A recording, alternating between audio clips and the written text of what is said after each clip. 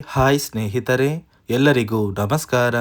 ನೋಡಿ, ಸರ್ಕಾರದಿಂದ ಗೃಹಲಕ್ಷ್ಮಿ ಯೋಜನೆಯ ಪ್ರತಿಯೊಂದು ಫಲಾನುಭವಿಗಳಿಗೆ ಕೊನೆಗೂ ಗೃಹಲಕ್ಷ್ಮಿ ಯೋಜನೆಯ 3 ತಿಂಗಳ 6,000 ಹಣ ಅಂದರೆ 19ನೇ ಕಂತಿನ ಹಣ, 20ನೇ ಕಂತಿನ ಹಣ ಹಾಗೂ 21ನೇ ಕಂತಿನ ಹಣ, ಈ 3 ತಿಂಗಳ 6,000 ಹಣನ ಕರ್ನಾಟಕದ 28 ಜಿಲ್ಲೆಗಳ ಪ್ರತಿಯೊಂದು ಫಲಾನುಭವಿಗಳಿಗೆ ಇಂದು ಬುಧವಾರ ಮೇ 28ರಿಂದ ಸರ್ಕಾರ ಜಮಾ ಮಾಡ್ತಾ ಇದೆ.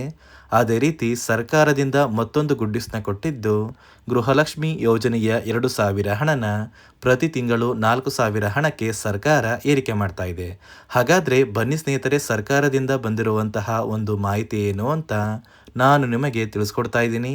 ಅದಕ್ಕಿಂತ ಮೊದಲು ನೀವೇನಾದ್ರೂ ಇನ್ನೂ ಕೂಡ ನನ್ನ ಚಾನಲ್ನ ಸಬ್ಸ್ಕ್ರೈಬ್ ಆಗಿಲ್ಲ ಅಂದರೆ ದಯವಿಟ್ಟು ಪ್ರತಿಯೊಬ್ಬರು ಚಾನಲ್ನ ಸಬ್ಸ್ಕ್ರೈಬ್ ಮಾಡ್ಕೊಳ್ಳಿ, ಹಾಗೆ ವಿಡಿಯೋಗೆ ಒಂದು ಲೈಕ್ನ ಕೊಡಿ. ಹೌದು ವೀಕ್ಷಕರೇ, ಗೃಹಲಕ್ಷ್ಮಿ ಯೋಜನೆಯ ಪ್ರತಿಯೊಂದು ಫಲಾನುಭವಿಗಳಿಗೆ ಕೊನೆಗೂ ಸರ್ಕಾರದಿಂದ 3 ತಿಂಗಳ 6,000 ಹಣನ ಜಮಾ ಮಾಡ್ತಾ ಇದ್ದು, ಕರ್ನಾಟಕದ 28 ಜಿಲ್ಲೆಗಳ ಪ್ರತಿಯೊಂದು ಫಲಾನುಭವಿಗಳಿಗೆ ಸರ್ಕಾರ ಬುಧವಾರ ಮೇ 28ರಿಂದ ಜಮಾ ಮಾಡ್ತಾ ಇದೆ. ಈ ಗೃಹಲಕ್ಷ್ಮಿ ಯೋಜನೆಯ ಹಣದ ಜೊತೆಗೆ ಸರ್ಕಾರ ಅನ್ನಭಾಗ್ಯ ಯೋಜನೆಯ ಕಳೆದ 5 ತಿಂಗಳ ಪೆಂಡಿಂಗ್ ಇರುವ 2,000 ಹಣನ ಕೂಡ ಜಮಾ ಮಾಡ್ತಾ ಇದೆ. ಅದೇ ರೀತಿ ಸರ್ಕಾರದಿಂದ ಪ್ರತಿಯೊಂದು ಫಲಾನುಭವಿಗಳಿಗೆ ಮುಖ್ಯವಾದ ಮಾಹಿತಿನ ಕೊಟ್ಟಿದ್ದು, ಗೃಹಲಕ್ಷ್ಮಿ ಯೋಜನೆಯ 2,000 ಹಣನ ಇನ್ನು ಮುಂದೆ 4,000 ಹಣಕ್ಕೆ ಏರಿಕೆ ಮಾಡ್ತಾ ಇದ್ದೀವಿ ಅಂತ ಪ್ರತಿಯೊಂದು ಫಲಾನುಭವಿಗಳಿಗೆ ಒಂದು ಮಾಹಿತಿನ ಕೊಟ್ಟಿದ್ದಾರೆ. ಹಾಗಾದರೆ ನೀವು ಕೇಳ್ಬೋದು ಸ್ನೇಹಿತರೆ, ನಮ್ಮ ಬ್ಯಾಂಕ್ ಖಾತೆಗೆ ಸರ್ಕಾರ ಹೇಗೆ 4,000 ಹಣನ ಜಮಾ ಮಾಡುತ್ತೆ ಅಂತ. ನೋಡಿ ಸ್ನೇಹಿತರೆ, ಸರ್ಕಾರದಿಂದ ಸಚಿವರು ಕೊಟ್ಟಿರುವಂತಹ ಒಂದು ಮಾಹಿತಿಯ ಪ್ರಕಾರ ಮುಂದೆ ಬರುವಂತಹ ಒಂದು ಲೋಕಸಭಾ ಚುನಾವಣೆಯಲ್ಲಿ ನೀವು ಕಾಂಗ್ರೆಸ್ ಸರ್ಕಾರಕ್ಕೆ ಮತ ನೀಡಿ ಕಾಂಗ್ರೆಸ್ ಸರ್ಕಾರನ ಗೆಲ್ಲಿಸಿದ್ರೆ ಸರ್ಕಾರ ನಿಮ್ಮ ಬ್ಯಾಂಕ್ ಖಾತೆಗೆ ಜಮಾ ಆಗ್ತಾ ಇದ್ದ ಗೃಹಲಕ್ಷ್ಮಿ ಯೋಜನೆಯ 2,000 ಹಣನ 4,000 ಹಣಕ್ಕೆ ಏರಿಕೆ ಮಾಡ್ತೀವಿ ಅಂತ ಒಂದು ಮಾಹಿತಿನ ಕೊಟ್ಟಿದ್ದಾರೆ. ಸದ್ಯಕ್ಕೆ ಪ್ರತಿ ತಿಂಗಳು ನಿಮ್ಮ ಬ್ಯಾಂಕ್ ಖಾತೆಗೆ ಗೃಹಲಕ್ಷ್ಮಿ ಯೋಜನೆಯ 2,000 ಹಣ ಜಮಾ ಆಗ್ತಾ ಇದ್ದು, ನಿಮ್ಮ ಬ್ಯಾಂಕ್ ಖಾತೆಗೆ ಮೇ 28 ಬುಧವಾರದಿಂದ ಕರ್ನಾಟಕದ 28 ಜಿಲ್ಲೆಗಳಿಗೆ 6,000 ಹಣ ಜಮಾ ಆಗಲಿದೆ. ಈ 6,000 ಹಣನ ನೀವು ಪಡ್ಕೋಬೇಕು ಅಂದರೆ ಸರ್ಕಾರ ಪ್ರತಿಯೊಂದು ಫಲಾನುಭವಿಗಳಿಗೆ 5 ಹೊಸ ನಿಯಮಗಳನ್ನ ಜಾರಿಗೆ ತಂದಿದ್ದು, ಈ 5 ಹೊಸ ನಿಯಮಗಳ ಆಧಾರದ ಮೇಲೆ 6,000 ಹಣನ ಜಮಾ ಮಾಡ್ತಾ ಇದೆ. ಒಂದು ವೇಳೆ ನೀವು ಈ 5 ನಿಯಮಗಳನ್ನ ಪಾಲಿಸಿಲ್ಲ ಅಂದರೆ ನಿಮ್ಮ ಬ್ಯಾಂಕ್ ಖಾತೆಗೆ ಸರ್ಕಾರ 6,000 ಹಣನ ಕ್ಯಾನ್ಸಲ್ ಮಾಡುತ್ತೆ. ಸುಮಾರು 1 ಲಕ್ಷಕ್ಕಿಂತ ಅಧಿಕ ಫಲಾನುಭವಿಗಳಿಗೆ ಈ ಬಾರಿ ಸರ್ಕಾರ 6,000 ಹಣನ ಕ್ಯಾನ್ಸಲ್ ಮಾಡಿದೆ ಅಂತ ಹಣಕಾಸು ಇಲಾಖೆ ಮುಖ್ಯವಾದ ಮಾಹಿತಿನ ಕೊಟ್ಟಿದೆ. ಹಾಗಾದ್ರೆ ಬನ್ನಿ ಸ್ನೇಹಿತರೆ, ಆ ನಿಯಮಗಳು ಏನು ಅಂತ ಕೂಡ ನಾನು ನಿಮಗೆ ತಿಳಿಸ್ಕೊಡ್ತಾ ಇದ್ದೀನಿ. ಅದಕ್ಕಿಂತ ಮೊದಲು ಇಂದು ಬುಧವಾರ ಮೇ 28ರಿಂದ ಕರ್ನಾಟಕದ ಯಾವ 28 ಜಿಲ್ಲೆಗಳ ಫಲಾನುಭವಿಗಳಿಗೆ ಸರ್ಕಾರ ಗೃಹಲಕ್ಷ್ಮಿ ಯೋಜನೆಯ ಮಾರ್ಚ್, ಏಪ್ರಿಲ್ ಮತ್ತು ಮೇ ತಿಂಗಳ ಒಟ್ಟು 6,000 ಹಣನ ಜಮಾ ಮಾಡ್ತಾ ಇದೆ ಅಂದರೆ, ಮೊದಲಿಗೆ ಬಾಗಲಕೋಟೆ, ಬೆಳಗಾವಿ, ವಿಜಯಪುರ, ಧಾರವಾಡ, ಗದಗ, ಹಾವೇರಿ, ಉತ್ತರ ಕನ್ನಡ, ಬೆಂಗಳೂರು ನಗರ, ಬೆಂಗಳೂರು ಗ್ರಾಮಾಂತರ, ರಾಮನಗರ, ಚಿಕ್ಕಬಳ್ಳಾಪುರ, ಚಿತ್ರದುರ್ಗ, ಕೋಲಾರ, ದಾವಣಗೆರೆ, ಶಿವಮೊಗ್ಗ, ತುಮಕೂರು, ಬಳ್ಳಾರಿ, ಬೀದರ್, ಕಲಬುರಗಿ, ಕೊಪ್ಪಳ, ರಾಯಚೂರು, ಯಾದಗಿರಿ, ವಿಜಯನಗರ, ಚಾಮರಾಜನಗರ, ಚಿಕ್ಕಮಗಳೂರು,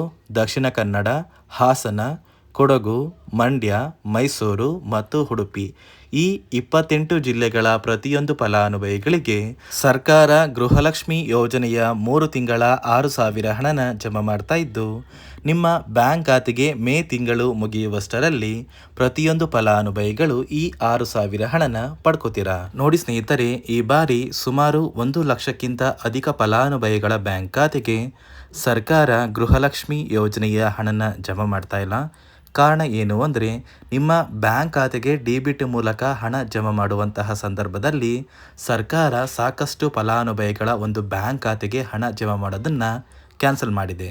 ಯಾಕಂದರೆ ಇತ್ತೀಚೆಗೆ ಹಣಕಾಸು ಇಲಾಖೆ ಜಾರಿಗೆ ತಂದಿರುವ 5 ನಿಯಮಗಳ ಆಧಾರದ ಮೇಲೆ ಪ್ರತಿಯೊಂದು ಫಲಾನುಭವಿಗಳಿಗೆ ಸರ್ಕಾರ ಈ ಒಂದು ಹಣನ ಜಮಾ ಮಾಡ್ತಾ ಇದ್ದು, ಯಾರೆಲ್ಲ ಫಲಾನುಭವಿಗಳು ಈ ನಿಯಮಗಳನ್ನ ಪಾಲಿಸಿಲ್ಲ ನಿಮ್ಮ ಬ್ಯಾಂಕ್ ಖಾತೆಗೂ ಕೂಡ ಹಣ ಜಮಾ ಆಗೋದಿಲ್ಲ.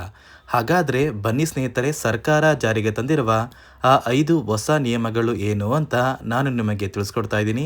ನೋಡಿ ಸ್ನೇಹಿತರೆ, ಮೊದಲನೆಯ ಒಂದು ನಿಯಮ ಬಂದು ಸಾಕಷ್ಟು ಫಲಾನುಭವಿಗಳು ಹೊಂದಿರುವಂತಹ ಒಂದು ರೇಷನ್ ಕಾರ್ಡ್ ಏನಿದೆ, ಆ ಒಂದು ರೇಷನ್ ಕಾರ್ಡ್ನ ಮನೆಯ ಸದಸ್ಯರ ಪ್ರತಿಯೊಬ್ಬರ ಒಂದು ಆಧಾರ್ ಕಾರ್ಡ್ನ ನಿಮ್ಮ ರೇಷನ್ ಕಾರ್ಡ್ಗೆ ಕಡ್ಡಾಯವಾಗಿ ಲಿಂಕ್ ಮಾಡಿಸ್ಬೇಕು.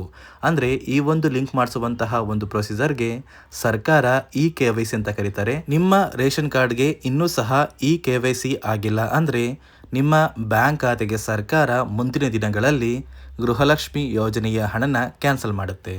ಅದೇ ರೀತಿ ಎರಡನೆಯ ಒಂದು ನಿಯಮ ಬಂದು ಸಾಕಷ್ಟು ಫಲಾನುಭವಿಗಳು ಕಳೆದ 3 ತಿಂಗಳಿಂದ ಸರ್ಕಾರದಿಂದ ಬರ್ತಾ ಇರುವಂತಹ ಒಂದು ರೇಷನ್ ಏನಿದೆ, ಅಂದರೆ ಉಚಿತ ಅಕ್ಕಿ ಏನಿದೆ, ಈ ಒಂದು ರೇಷನ್ನ ಪಡ್ಕೋತಾ ಇಲ್ಲ.